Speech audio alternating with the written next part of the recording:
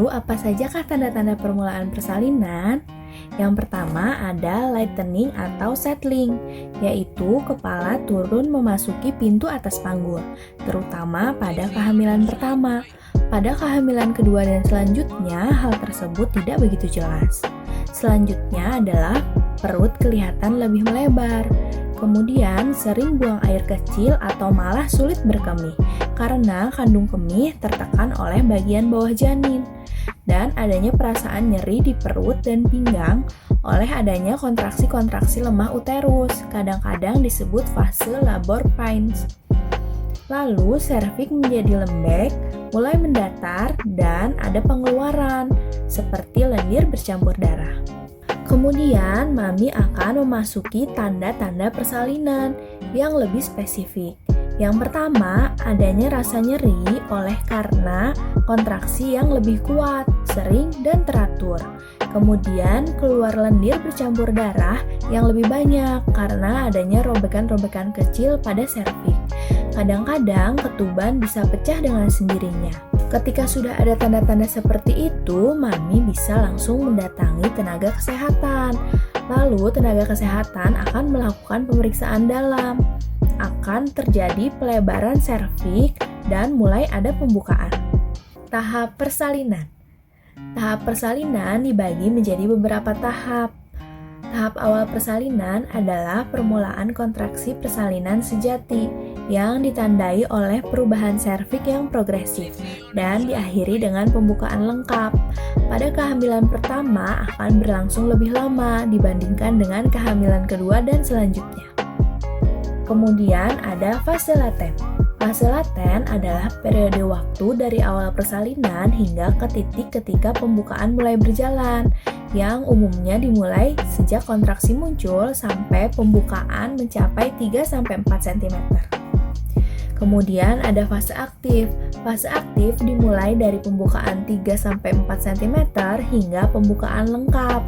Nanti mami akan mengalami fase akselerasi, yaitu dalam waktu 2 jam pembukaan dari 3 menjadi 4 cm.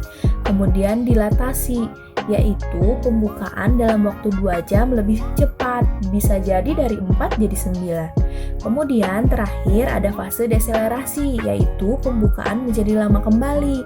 Bisa jadi dalam 2 jam pembukaan dari 9 naik menjadi 10. Pada fase ini, mami harus menanamkan rasa percaya diri. Kemudian akan memasuki kala persalinan.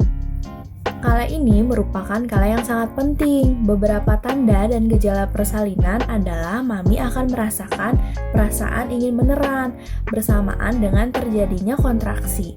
Mami merasakan peningkatan tekanan pada lubang anus atau vaginanya. Kemudian perineum mami akan terlihat menonjol dan ada peningkatan pengeluaran lendir bercampur darah. Pada kala ini kontraksi lebih terkoordinir, kuat, dan cepat dan berlangsung dengan lama, kira-kira 2-3 menit sekali. Kepala janin telah turun masuk ruang panggul sehingga terjadi tekanan pada otot-otot dasar panggul yang secara refleks timbul rasa mengeran karena tekanan pada lubang anus. Jadi, mami seperti ingin buang air besar dengan tanda anusnya terbuka.